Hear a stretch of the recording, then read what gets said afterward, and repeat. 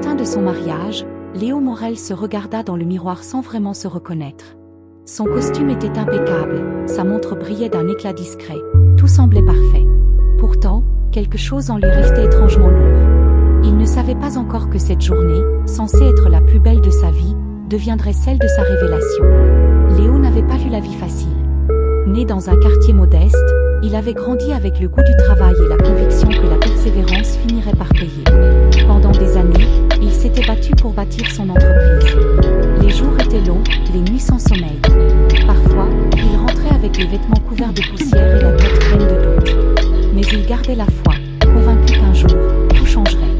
Durant ces années de lutte, il partageait sa vie avec Maya, une femme douce mais impatiente. Ils avaient rêvé ensemble, parlé de mariage et d'avenir. Au début, elle croyait en lui, puis peu à peu, les sourires devinrent reproches, et les promesses se changèrent en soupirs. Elle voulait plus que des projets, plus que des mots. Un soir, elle décida de partir. Quelques semaines plus tard, elle épousa un homme riche. Léo, brisé, se jura de ne plus jamais aimer au point d'oublier qui il était. Le temps passa, et le destin, ironique, lui donna enfin ce qu'il avait toujours cherché. Son entreprise connut le succès. Les contrats s'enchaînèrent, les investisseurs affluèrent, et l'argent effaça lentement les traces de ses années de misère. Il aurait dû être heureux. Pourtant, la solitude pesait plus lourd que jamais. C'est alors qu'il rencontra Nadia. Elle entra dans sa vie comme une étoile filante. Élégante, brillante, pleine d'assurance. Il l'avait rencontrée lors d'un dîner d'affaires. À ses côtés se tenait un grand berger allemand nommé Arco, fidèle et imposant. Nadia avait un charme certain, et Léo fut vite captivé. Ils se rapprochèrent, passèrent des soirées ensemble, et elle parvint à ranimer en lui une chaleur qu'il croyait éteinte. Mais il y avait toujours Arco. Le chien le fixait sans relâche, grognait à chacun de ses gestes, comme s'il devinait quelque chose que Léo refusait de voir. Nadia riait, disait que l'animal était protecteur, jaloux peut-être. Léo ne voulait pas s'en formaliser. Il avait déjà trop perdu, il refusait de douter de nouveau. Leur relation s'intensifia. Un soir, dans un restaurant, Léo posa un genou à terre et demanda Nadia en mariage. Elle accepta avec un sourire éblouissant. Dès lors, tout s'enchaîna. Nadia voulait un mariage somptueux, grandiose, digne des magazines. Léo rêvait d'un moment simple, sincère, mais il céda à ses désirs. Après tout, il voulait la rendre heureuse. L'argent n'était plus un problème, et il se dit que, cette fois, aimer ne serait pas un sacrifice. Une semaine avant le mariage, Nadia fêtait son anniversaire. Léo avait organisé une fête en son honneur, mais il voulut d'abord lui offrir une surprise plus intime. Ce soir-là, il se rendit chez elle sans prévenir, un bouquet de roses à la main et un petit coffret contenant un collier qu'il avait fait graver à son nom. En montant les marches, il imaginait déjà son sourire, sa joie, son étreinte. Mais arrivé devant la porte, il entendit des voix. C'était la voix de Nadia, rieuse, légère, accompagnée d'une autre voix féminine. Il s'arrêta, tendit l'oreille. Au début, il pensa qu'elle parlait d'autre chose. Puis il comprit. Elle riait de lui. Nadia racontait qu'elle se mariait uniquement pour l'argent, que Léo n'était qu'un moyen d'assurer sa vie. Elle se vantait d'avoir toujours d'autres hommes, plus jeunes, plus passionnants. Elle disait qu'elle ne pourrait jamais aimer un homme aussi naïf. Léo resta immobile. Le bouquet glissa lentement de ses mains, et les fleurs se dispersèrent sur le sol. Il n'entra pas. Il se contenta de partir, sans un mot, le regard vide, le cœur glacé. Cette nuit-là, il ne dormit pas. Il repassa chaque moment de leur histoire dans sa tête. Les rires, les promesses, les regards. Tout n'était qu'un mensonge. Pourtant, au lieu de sombrer dans la colère, une étrange clarté prit place dans son esprit. Il ne voulait pas d'une vengeance brutale, ni d'un scandale inutile.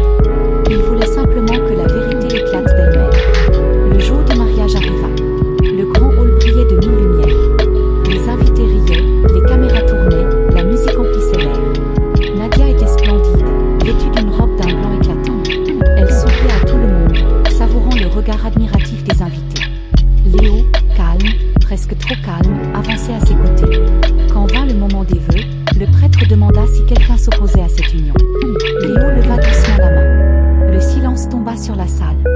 Il expliqua qu'il voulait partager un message personnel pour celle qu'il s'apprêtait à épouser. Sur un signe de sa part, un écran s'alluma derrière eux. Le rire de Nadia emplit la salle, suivi de sa voix. Les invités, confus, écoutèrent. Puis les mots devinrent clairs, cruels, indéniables. Elle se moquait de lui, racontait sa duplicité. ses mensonges, ses amants. Tout y était. Les visages se figèrent, les murmures parcoururent la salle. Nadia devint livide, cherchant à arrêter la diffusion, en vain. Quand le silence revint, Léo s'approcha, retira calmement la bague de sa main et la posa sur la table. Il remercia les invités d'être venus, puis tourna le dos à la scène. Il ne cria pas, ne pleura pas. Il sortit, laissant derrière lui la honte, le bruit et les masques brisés. Les jours suivants, la vidéo fit le tour des réseaux. Nadia perdit tout ce qu'elle avait bâti, sa réputation, ses contrats, son image. Léo, lui, refusa de répondre à quiconque. Il se retira loin des projecteurs, reprit son travail et retrouva le silence. Des mois passèrent. Un matin, alors qu'il marchait dans un parc, un petit chien vint se frotter à ses jambes. Sa propriétaire, une jeune femme aux yeux doux, s'excusa avec un sourire. Elle s'appelait Élise. Ils parlèrent, puis se revirent. Pas de promesses, pas de luxe, pas de faux semblants. Juste deux êtres simples qui apprenaient à se comprendre.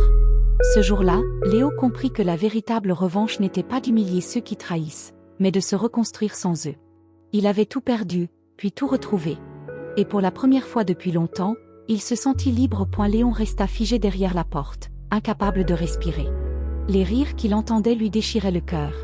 La voix de Nadia, claire et cruelle, résonnait dans la pièce comme une lame fine.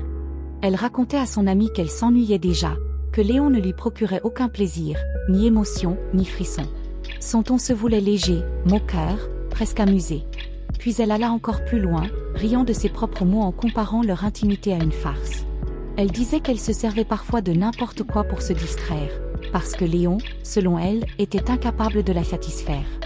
Même son chien, Arco, semblait à ses yeux plus excitant que lui.